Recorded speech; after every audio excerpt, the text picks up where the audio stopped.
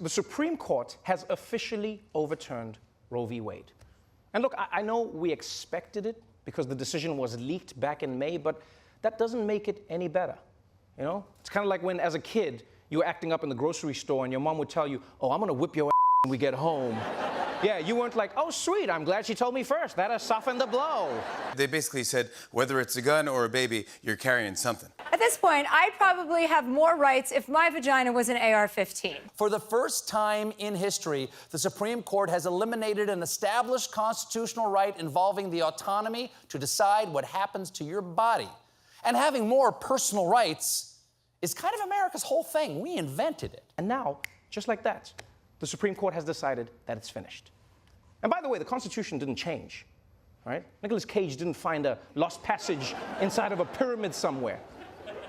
The only thing that changed is that Donald Trump, of all people, managed to appoint 3 pro-life justices to the Supreme Court. Republicans were taking a victory lap and looking ahead to all the terrible things they can do if they take back the House in the midterms.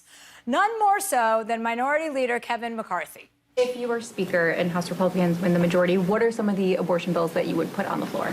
Well, first and foremost, I believe in saving every life possible. We will continue to look wherever we can go to save as many lives as possible. Just as long as that life doesn't need baby formula, affordable health care, or a place to learn without getting shot. By the way, Kevin McCarthy, since you mention it, let's talk about what it means to be pro-life. Universal health care, that's pro-life. Restricting guns, that's also pro-life. Fighting climate change, that's also pro-life. Listening to doctors during a pandemic, also pro-life.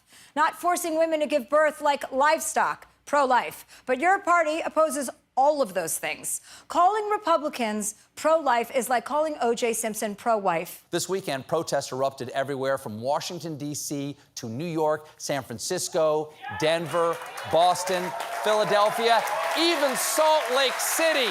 Look at that crowd in Salt Lake City. Do you know?